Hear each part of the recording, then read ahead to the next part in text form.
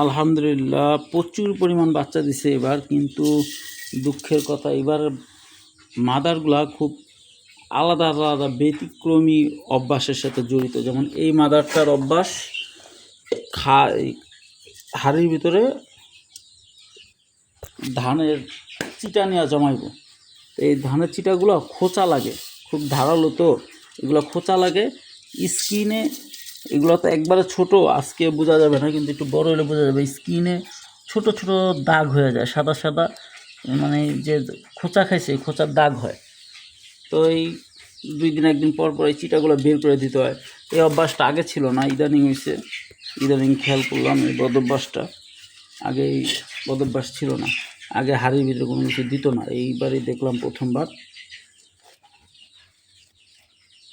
এগুলো একটু পরিষ্কার করে দিতে হয়, কারণ এখন লাভ তেমন একটা লাভ নাই, এরপরও দেই পরিষ্কার করে। কারণ এই যে এখন যে পরিষ্কার করে দিলাম, ঘণ্টাখানিকের ভিতরে আবার এর ভিতরে তুষ না, এটা মূলত কাঠে ধানের চিটা দিয়া পুরা হাড়িটা ভরে নেব।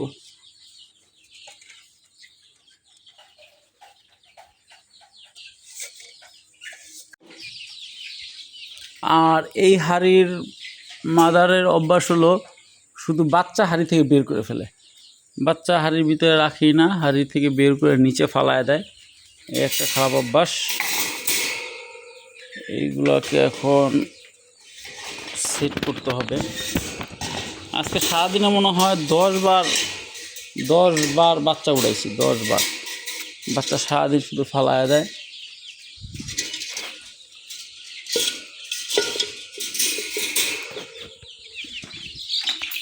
এখন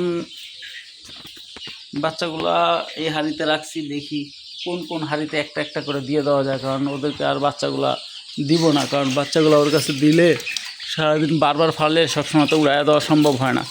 দেখা গেলো নিচে খাঁচার ফাঁকে পড়ে অনেক বাচ্চা মারা যায়।